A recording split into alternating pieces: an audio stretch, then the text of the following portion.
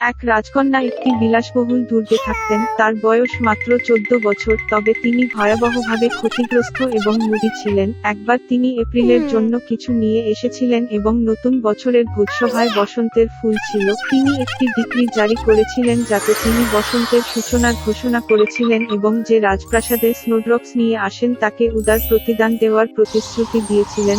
শহরের উপকণ্ঠে একটি ছোট্ট বাড়িতে তার মেয়ে এবং সৎ কন্যার সাথে এক সৎ মা থাকতেন। সৎ মেয়েটি খুব মধুর ও দয়ালু মেয়ে ছিল এবং তার নাম মাসা। সৎ মা এবং কন্যা খুব অলস এবং ক্রুদ্ধ ছিলেন এবং তারা দরিদ্র মেয়েটিকে প্রতিটি সম্ভাব্য উপায়ে আঘাত করেছিলেন। তারা প্রকৃতপক্ষে রাজকন্যার দ্বারা প্রতিশ্রুতি প্রাপ্ত পুরস্কারটি পেতে চেয়েছিল, তবে শীতকালে তুষারপাতগুলি কোথায় পাবেন তা তারা ভাবতে পারেনি। বুড়ো মহিলা মাসাকে তাদের বসন্তের ফুল আনতে বনে পাঠানোর সিদ্ধান্ত নিয়েছে। সৎ মেয়েটি তার সৎ মাকে তার প্রতি করুণার জন্য অনুরোধ করতে লাগলো, কারণ বাইরে অন্ধকার এবং শীত ছিল এবং শীতকালে কোনো ধরনের তুষারপাত হতে পারে। কিন্তু লোভী বৃদ্ধা কিছুই শুনতে চাননি। সে একটি বড় ঝুড়ি দিয়েছে এবং মাসাকে দরজা থেকে তাড়িয়ে দিয়ে হিমশীতল মেয়েটি একটি অন্ধকার বনে খুব ভয় পেয়েছিল। হঠাৎ দূরত্বে সে একটি আলো দেখল। তিনি আনন্দিত হয়ে তার সাথে দেখা করতে গেলেন। দেখা গেল যে এটি একটি বিশাল জ্বলন্ত আগুন এবং তার চারপাশে 12 জন নিজেকে উষ্ণ করছে। তার সাহস বাড়িয়ে মেয়েটি তাদের কাছে এসেছিল এবং বলেছিল যে দুষ্ট সৎ মা তাকে জঙ্গলে নিয়ে গিয়ে তুষারপাতগুলি সংগ্রহ করে। দেখা গেল যে 12 মাস ছিল। ভাইয়েরা মাসার জন্য দুঃখ পেয়েছিল এবং তারা তাকে সাহায্য করার সিদ্ধান্ত নিয়েছে। ভাই এপ্রিল একটি বানান উচ্চারণ করেছিল এবং হঠাৎ বসন্ত এসে জঙ্গলে এবং ক্লিয়ারিংয়ে এসেছিল। তুষার গোলে সবুজ ঘাসের উপস্থিতি, তুষারপাত প্রস্ফুটিত। মেয়েটি ফুল সংগ্রহ করতে শুরু করে এবং শীঘ্রই তাদের সাথে একটি বড় ঝুড়ি ভরে দেয়। তরুণ এপ্রিল সত্যিই তাকে পছন্দ করেছিল এবং সে তাকে একটি জাদুর আংটি দিয়েছে। যদি সমস্যা দেখা দেয় তবে তাকে অবশ্যই মাটিতে ফেলে দেওয়া হবে। একটি স্পেল কাস্ট করা হবে এবং সমস্ত 12 মাসই উদ্ধার করতে আসবে। মাসা তাদের ধন্যবাদ জানিয়ে বাড়ি চলে গেলেন। মেয়েটি যখন স্নোড্রপগুলি বাড়িতে এনেছিল তখন সৎ মা ও কন্যা এতে খুব অবাক হয়েছিল। মাসা যাত্রা থেকে খুব ক্লান্ত হয়ে পড়েছিল। সঙ্গে সঙ্গে শুয়ে পড়ল। তার সতত বোন সন্দেহ ছিল কিছু ভুল ছিল। মেয়েটি যখন ঘুমাচ্ছিল তখন সে তার জাদুকির আংটিটি খুঁজে পেয়ে তা নিজের কাছে নিয়ে গেল। ঘুম থেকে ওঠার পরে সৎ মেয়েটি ক্ষতিটি আবিষ্কার করে তিনি রিংটি ফিরিয়ে দিতে ভিক্ষা শুরু করলেন, কিন্তু তার সৎ মা ও মেয়ে কিছুই শুনতে চান না। ঝুড়ি নিয়ে তারা ছুটে গেল রাজপ্রাসাদে। প্রাসাদে একটি দুর্দান্তভাবে সজ্জিত নতুন বছরের গাছ ছিল, তবে আসন্ন উদযাপন মোটেই মজাদার রাজকন্যাকে সন্তুষ্ট করেনি এবং কেবল যখন সৎ মা এবং কন্যা তার জন্য একটি সম্পূর্ণ ঝুড়ি তুষারপাত নিয়ে এসেছিল, রাজকন্যা তার ক্রোধকে করুণায় পরিবর্তন করেছিল। ফুলটি কোথা থেকে এসেছে তা সৎ মা স্পষ্টভাবে উত্তর দিতে পারেনি এবং তাকে স্বীকার করতে হয়েছিল যে তার সৎ পুত্র সেগুলি সংগ্রহ করেছিলেন। রাজকন্যা তৎক্ষণাৎ তুষারপাতের সাহায্যে ঘাটে যাওয়ার সিদ্ধান্ত নিয়েছে। পথে তিনি দরিদ্র মাসার দিকে চেয়ে রইলেন, যাতে তিনি যে জায়গাটি বেছে নিয়েছিলেন সেখানকার জায়গাটি সে দেখায়। মেয়েটি বলল যে সে এটি প্রদর্শন করবে, তবে কেবল যদি আংটিটি তার কাছে ফিরে আসে। এইরকম অসম্মান থেকে রাজকন্যা রাগান্বিত হয়ে রিংটি ফেলে দেয়, তবে সৎ কন্যা একটি বানান ফেলতে সক্ষম হয়েছিল। তাৎক্ষণিকভাবে একটি শক্তিশালী বাতাস উঠল। বজ্রধ্বনিতে কাঁপতে ঝরে পড়ল। বৃদ্ধ লোক জানুয়ারি তাদের সামনে হাজির। তিনি সবাইকে একটি ইচ্ছা করার জন্য আমন্ত্রণ জানিয়েছিলেন। ভয়ে রাজকন্যা যত তাড়াতাড়ি সম্ভব প্রাসাদে থাকতে চেয়েছিল। মাসা একটি ইচ্ছা তৈরি করেছিলেন যে যথাসময়ে সবকিছু তার জায়গায় ফিরে আসবে।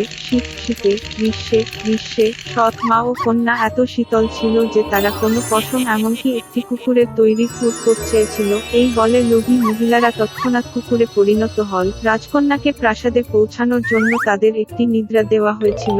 মাসা ভাইদের তাদের সহায়তার জন্য ধন্যবাদ জানায়। তারা প্রতিশ্রুতি দিয়েছিল যে সৎ মা ও তার মেয়েকে মানুষা ফিরিয়ে আনবে, তবে কেবল তখনই তারা বাধ্য হয়। মাসগুলি মেয়েটিকে একটি দুর্দান্ত বিড়ম্বনা দেয় যা ঝাঁকুনিযুক্ত ঘোড়া দ্বারা সজ্জিত। তাদের দেখে রাজকন্যা প্রাসাদে যাত্রা শুরু করল। রাজকন্যা তার জীবনে প্রথমবারের মতো দয়া করে শব্দটি উচ্চারণ করেছিলেন এবং মাসা সানন্দে রাজি হয়ে গেল। গার্ল মেরি তার কুকুরছানা টোটো, আঙ্কেল হেনরি এবং মাসি এমের সাথে কানসাস স্টেপে থাকতেন। এই জায়গাগুলিতে হারিকেনগুলি প্রচলিত ছিল এবং পরিবারটি এখন এবং তারপরে রগিং উপাদানগুলির কাছ থেকে লুকিয়ে ছিল। এরকম একটি দিন চাচা হেনরি একটি আসন্ন ঝড় লক্ষ্য করেছিলেন। সে সেলারের হ্যাচ খুলল এবং তারপরে মেরি এবং মাসিকে ফোন করল লুকিয়ে। এই মুহূর্তে আতঙ্কিত টোটো মেরির হাত থেকে লাফিয়ে বিছানার নিচে লুকিয়ে রইল। মেয়েটি অবশেষে কুকুরছানাটিকে ধরলে বাতাস কাঁদে এবং ছোট্ট ঘরটি কেঁপে ওঠে। বাড়িটি বেশ কয়েকবার তার অক্ষটি ঘুরিয়ে নিয়েছিল এবং তারপরে আস্তে আস্তে বেলুনের মতো বাতাসে উঠতে শুরু করে। শীঘ্রই বাড়িটি অবতরণ হল এবং তিনি এবং টোটো রাস্তায় বেরিয়ে গেলেন। চারদিকে ফলের গাছের সবুজ রঙের লন এবং আশ্চর্য ফুলগুলি সর্বত্র ছড়িয়ে পড়ে। এভাবেই মেরির ওজ এর জাদুকরী স্থানে শেষ হয়েছিল। প্রকৃতির বিস্ময়কর প্রশংসা করার সময় মেয়েটি খেয়াল করতে পারেনি যে টুপিগুলিতে খুব অদ্ভুত লোকেরা কিভাবে তার কাছে এসেছিল। তারা প্রাপ্তবয়স্ক ছিল, তবে ছোট্ট মেরির চেয়ে বড় কিছু ছিল না। তাদের মধ্যে প্রধান ছিলেন একজন বৃদ্ধ মহিলা যা সাদা রঙের পোশাক পরে ছিল। তিনি মেরির কাছে গিয়েছিলেন এবং মেয়েটিকে অশুভ জাদুবিদ্যাকে পরাস্ত করতে সাহায্য করার জন্য তাকে ধন্যবাদ জানালেন। মেরি খুব অবাক হয়েছিল। তারপরে বৃদ্ধা বাড়ির দিকে ইঙ্গিত করলেন, যা থেকে রূপার জুতোতে পা ছড়িয়েছে। এই মুহূর্তে পা কয়েক শত ছোট ছোট কণায় বিচ্ছিন্ন হয়ে যায় এবং কেবল তাদের জুতা রেখে অদৃশ্য হয়ে যায়। মেরি আরো ভয় পেয়েছিলেন কারণ তিনি সত্যিই বাড়িতে যেতে চেয়েছিলেন। তবে দেখা গেল সাদা বয়স্ক মহিলা বা ক্যাবগুলিতে থাকা অন্য অদ্ভুত লোকেরা কিভাবে মেয়েটিকে সাহায্য করতে পারে তা জানতেন না। তারা মেরিকে পরামর্শ দিয়েছিল যে জাদুকরী রূপার জুতা পরে পান্না সিটিতে গিয়ে সেখানে শক্তিশালী উইজার্ড ওজ খুঁজে নিন। কেবল সে মেরিকে ঘরে ফিরতে সহায়তা করতে পারে। পান্না সিটির দিকে যাওয়ার জন্য একটি হলুদ ইটের রাস্তা ছিল। মেরি তার সাথে যাত্রা শুরু। প্রথম তার সাথে সাক্ষাৎ হয়েছিল কর্নফিল্ড, একটি স্কেয়ারক্রো দ্বারা রক্ষিত। মাথার পরিবর্তে তার খড়ের ভরাট থলি ছিল এবং তার মুখ এবং নাক রঙে আঁকা ছিল। স্কেরোক্রো জীবিত হয়ে উঠল এবং তার নাম ছিল স্কেরোক্রো। তিনি মেরিকে বলেছিলেন যে তিনি উইজার্ড ওজে ও যেতে চান। তার কাছে মস্তিষ্ক চেয়েছিলেন। মেয়েটি বিদ্বেষের প্রতি করুণা প্রকাশ করেছিল, তাকে বেড়ার উপরে উঠতে সহায়তা করেছিল এবং তারা রাস্তায় আঘাত করেছিল। হলুদ ইটের রাস্তাটি মেরি এবং স্কেরোক্রোকে বনে নিয়ে যায়। হঠাৎ তারা শুনল কেউ শোনাচ্ছে। বনের ঘাটে ঝলমলে এক মানব ব্যক্তিত্ব। এটি ছিল টিন উডম্যান। এর অংশগুলি এতটা মরিচা পড়েছিল যে সে কোনো বাহু বা একটি পা সরাতে পারছিল না। তারপরে কাছাকাছি একটি ঝুপড়িতে মেরি একটি তেলের ক্যান পেয়ে গেল। তিনি উডম্যানের অংশগুলিকে তৈলাক্ত করেছিলেন এবং তিনি আবার সরে যেতে শুরু করলেন। দেখা গেল যে কাঠবাদাম দীর্ঘদিন ধরে উইজার্ড ওজে যাওয়ার স্বপ্ন দেখেছিল সত্যিকার হৃদয় পেতে। তাই তারা একসাথে পান্না সিটিতে যাত্রা অব্যাহত রেখেছে।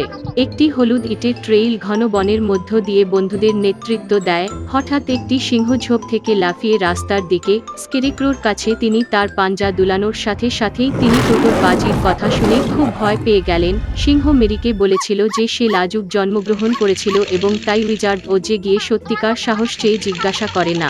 বন্ধুরা অবশেষে পান্না সিটিতে পৌঁছে দুর্দান্ত ওজ তাদের ইচ্ছা পূরণ করতে সম্মত হয়েছিল, তবে একটি শর্ত রেখেছিল কন্ডিশন। তিনি পশ্চিমের দুষ্ট জাদুকরীকে হত্যা করতে বলেছিলেন এবং বন্ধুদের একমত হতে হয়েছিল। রাতের আড়ালে মরিয়ম, স্কেরোক্রো, সিংহ এবং উটকুটরা পশ্চিমের ডাইনে যাত্রা করেছিল। তিনি তাদের জন্য অপেক্ষা করছিলেন এবং তাই উড়ন্ত বানরগুলি বন্ধুদের কাছে পাঠিয়েছিলেন। তারা টিন উডম্যানকে ক্লিফ থেকে ফেলে দিয়েছিল। সমস্ত খড় স্কেরোক্রো থেকে পোর্ট এলে দিয়ে মেরি এবং লিওকে ধরে ফেলল। হতাশার দিকে চালিত হয়ে মেরিকে পশ্চিমের ডাইনে আনা হলে তিনি ডাইনে জল আলেন। মেয়েটির অবাক হওয়ার জন্য বৃদ্ধাটি গলে যেতে শুরু করলেন এবং শীঘ্রই কেবল তার মধ্যে একটি আবর্জনা পচা থাকবে। বন্ধুরা পান্না শহরে ফিরে এসে উইজার্ডটি তাদের ইচ্ছাগুলি পূরণের জন্য দাবি করার সময় দেখা গেল যে ওজ মোটেও উইজার্ড নয়, বরং সত্যিকার প্রতারণাকারী। তবে তিনি তার বন্ধুদের অনুরোধগুলি পূরণ করার চেষ্টা করেছিলেন। সুতরাং ওজ স্কেরোক্রোর মাথাটি কাঠের সাথে ভরাট করে দিয়েছিল। সেখানে থেকে তিনি প্রজ্ঞার সার্চ এর অভিজ্ঞতা অর্জন করেছিলেন। আমি টিন উডম্যানের বুকে একটি লাল রঙের সিল্কের হৃদয় উকিয়ে দিলাম এবং তিনি কাপওয়া ডি সিংহকে একটি পানীয় জল খাওয়ানোর ব্যবস্থা করেছিলেন, যা পশুর রাজাকে সাহসী বোধ করেছিল। মেরির রৌপ্য জুতা দেখে ওজ হেসে উঠল।